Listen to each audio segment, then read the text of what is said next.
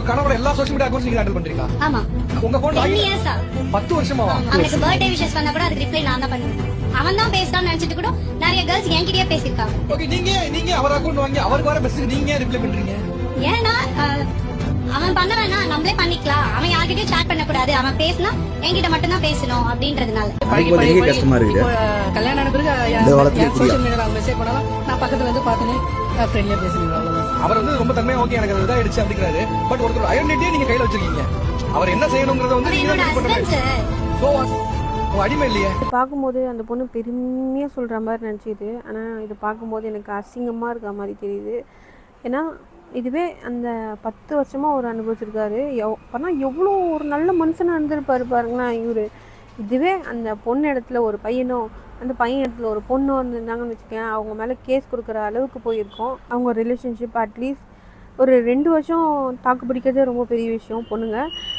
பொண்ணுங்க வந்து பசங்க வந்து இந்த மாதிரி இருக்கணும் அப்படி இருக்கணும் ஷால் போடணும் அப்படின்னு சொன்னால் அவங்களுக்கு வந்து அவன் சைக்கோ சந்தேகப்படுறான் இந்த மாதிரி இருக்கான் அப்படின்ட்டு ஒரு பேர் இருப்பீங்க. ஆனால் பொண்ணுங்க அப்படி இருந்தால் மட்டும் ஒரு ஹஸ்பண்டை ப்ரொடெக்ட் பண்ணுற மாதிரி என் ஹஸ்பண்ட் என்கிட்ட தான் பேசணும் அப்படின்னு ஒரு ரூல்ஸ் போடுறீங்க. பசங்க பண்ணால் தப்பு, பொண்ணுங்க பண்ணால் கரெக்டு அப்படின்னு அர்த்தமா? ஆண் பெண் சமன்றது வந்து எல்லா விஷயத்துலையுமே இருக்கணும். அது இதுலேயும் இருக்கணும்.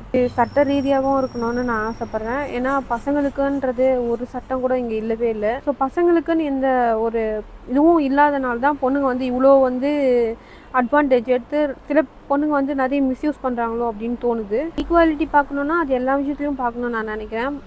இதை பார்க்கும்போது இப்படிலாம் கூட பொண்ணுங்க இருக்கிறாங்களா அப்படின்னு ஷாக்காக தான் தோணுது. ஸோ ஃபோனு அதெல்லாம் அவங்களுக்குன்னு சில பர்சனல் ஒரு விஷயம் இருக்கும். இப்போ இந்த பொண்ணு ஃப்ரெண்டுக்கிட்ட அவங்க ஹஸ்பண்ட் வந்து பொண்ணுடைய ஃபோன் எடுத்து மெசேஜ் பண்ணால் உங்களுக்கு எப்படி இருக்கும்?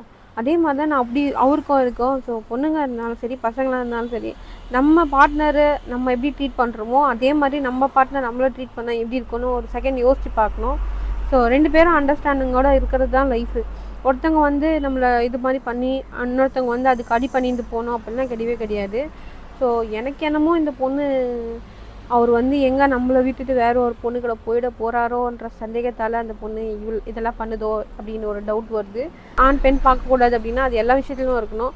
ஸோ நீங்கள் என்ன நினைக்கிறீங்கன்னு கமெண்ட்டில் சொல்லுங்கள். இன்னொரு விஷயம், எனக்கு ஒரு டவுட்டு, ஆண்களுக்குன்னு ஏதாவது ஒரு சட்டம் இருக்குதா அப்படின்றது எனக்கு தெரியல. ஏன்னா நான் லாலாம் படிக்கல, எனக்கு தெரியல. அட்லீஸ்ட் உங்களுக்கு தெரிஞ்சால் கமெண்ட்டில் சொல்லுங்கள். ஸோ நிறைய பாய்ஸ் பார்த்துட்டு அது இப்படியும் இருக்குது நமக்கு அப்படின்ட்டு தெரிஞ்சுக்குவாங்க.